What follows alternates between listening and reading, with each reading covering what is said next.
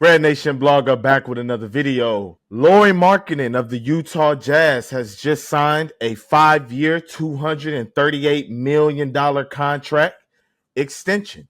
This is a big move, man. I like this move for the Utah Jazz. One of the reasons why I like this move, I'm not going to lie. I'm gonna put a little hate out there. I don't care. One of the reasons why I like this move is because it guarantees that Golden State, at least for this season, is not getting LAURI Markkanen. They have no real avenues to get better. But on a serious note, just in regards to what Golden State tried to do in this situation, they weren't serious about trading for LAURI Markkanen. You're trying to trade for him and give up Moses Moody and picks. You're talking about getting a guy that has all-star talent, that has all-NBA caliber talent, that's a franchise player for a franchise, and you're talking about throwing Moses Moody in there. You don't want to throw Jonathan Kuminga in there. You don't want to throw Brandon Paudinsky, I think his name is. If I mispronounced it, I apologize. But you don't want to throw him in there. If I was the Utah Jazz GM, I want Kuminga, Brandon, and picks for LAURI Markkanen because that's the type of caliber of player that he is. And I know that if I'm trading him to your team and I'm not getting Kuminga back in the deal and I'm not getting Brandon back in the deal, I want to get Moses Moody, what good are those picks going to do me? Like, I don't understand this notion that, hey, I want to have my cake and eat it too in contract negotiations or in trade negotiations. It doesn't work like that. It does not work like that. So on the Golden State tip, I really don't understand what they were doing or what they were trying to do personally. I just don't think that that was ever a serious trade-off for a team that wants to be a contender, for a team that wants to get back to where they were in 2022 when they won a championship.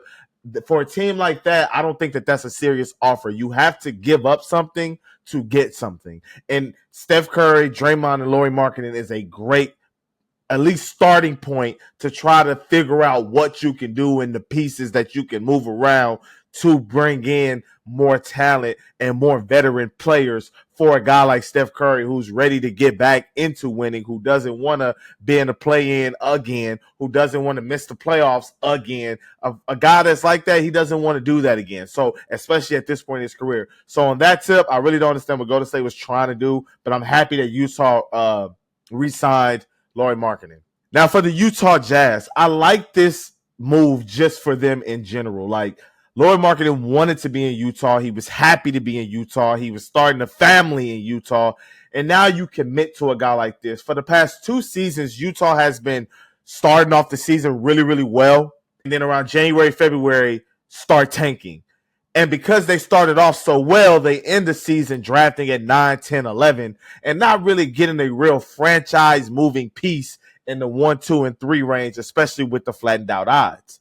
And I just don't think that that's the way to go. That's NBA purgatory. That's draft pick, draft lottery purgatory. You don't want to be there. You want to get a 1, 2, 3 pick, or you want to be in the playoffs. Like, that's what you want to do. And for a franchise that has not been back there since 2022, when Donovan Mitchell and Rudy Gobert couldn't stand each other at that point, like, for a franchise that's used to being in the playoffs, that's used to playing winning basketball, the fan base is used to playing winning basketball, being in it at the end of the season.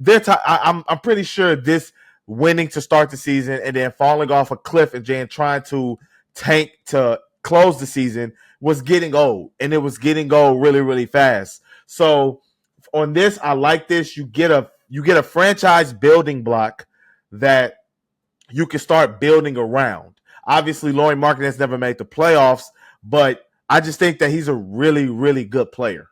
Shot 48% from the field, 40% from 3 on 8 attempts a game. He's an elite shooter, and he's a really good scorer. He's not a guy that just shoot 3-point shots. He's a guy that will put the ball on the floor. He'll get to the rim. He can finish. He's a guy that can shoot in the mid-range. He's a guy that can do pick and roll. He can do pick and pop. You can put him on the block. He can create his own shot. His face-up game is crazy. He's 7 feet. Like, there's nothing really to dislike about LAURI Markkanen's game. It took him a while to get to where he wanted to get to, and to get to this point in his career. Started off slow in Minnesota, got, it was slow in Chicago as well. Like, it took him a while to get to where he wanted to get, but now he's here and he's showing you what he was. And I said this on another video.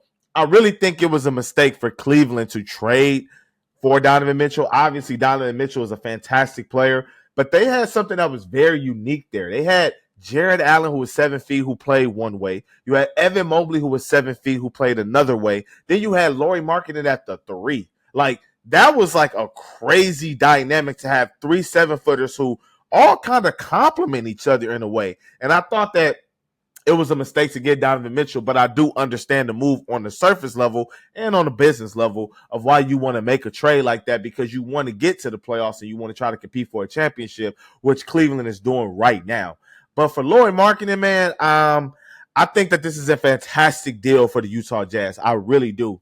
What this does for them in the landscape of the West, I'm not really sure. It depends on the developmental pieces that they have already there. It depends on Keontae George. I think they still got Ogechi that they got in the Cleveland Cavaliers trade. They drafted another young guy this season and the season past before that. I'm really not too familiar with their overall picks. I do know Keontae George, as I said, but I'm not too familiar with their picks. But I do like Utah's team. Every time I watch them play, I'm like, they got something here. Like they actually have something. They can't seem to put it together for a whole season. Will Hardy can coach his ass off. Like, I really like that team. I really do. But I just don't know what they're really missing. I think they're missing like a wing or guard, somebody that's a go-to guy that can really facilitate and open their offense up even more. They need somebody like a Trae Young. Like, I think that would help them. Like, not saying that they should trade for Trae Young, not even saying he's available, but somebody like that, somebody that can shoot the 3, that can get the pick and roll going, get John Collins involved, get Walker Kessler easy buckets. Then in a half-court set, instead of Trae Young having to rely on 37 feet, 3-point shots come down the stretch, he got a guy he could get a ball to in the half court. You got a guy that got a face-up game. You got a guy he can play a 2-man game with, and Trae Young can play 2-man game with him, and you can do it like that. I really think that that's the type of player that they need alongside of a Lauri Markkanen in order to get to the next step. Because as things stand right now, they finished the season last year 31-51, and as I said, they were tanking to close out the season.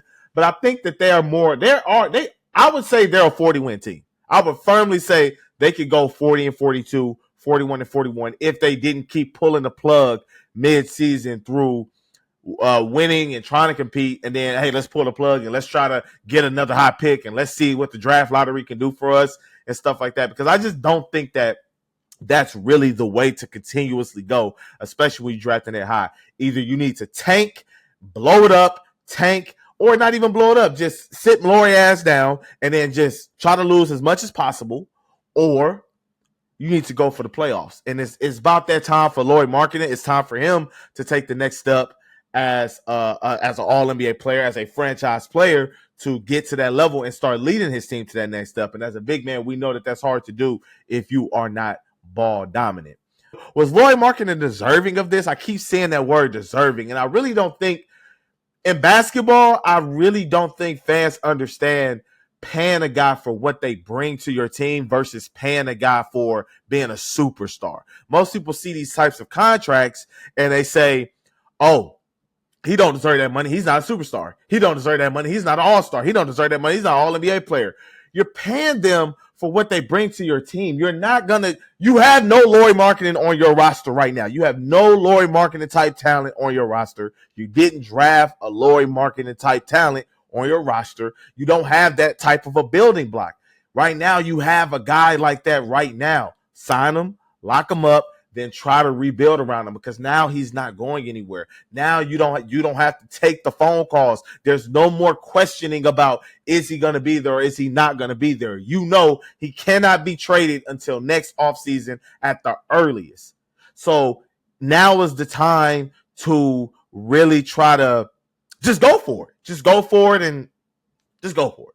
As always, thank you for watching. Please leave comments below and let me know what you think. Is Lauri Markkanen worth the money? Is he not worth the money? Do you like the deal? Do you not like the deal? What's the next step for Utah? Let me know in the comments below. Please like and subscribe. And thank you guys again for getting me to 500 subscribers. Right now, we have 512. So I really love it. Thank you again. RedNationBlogga out.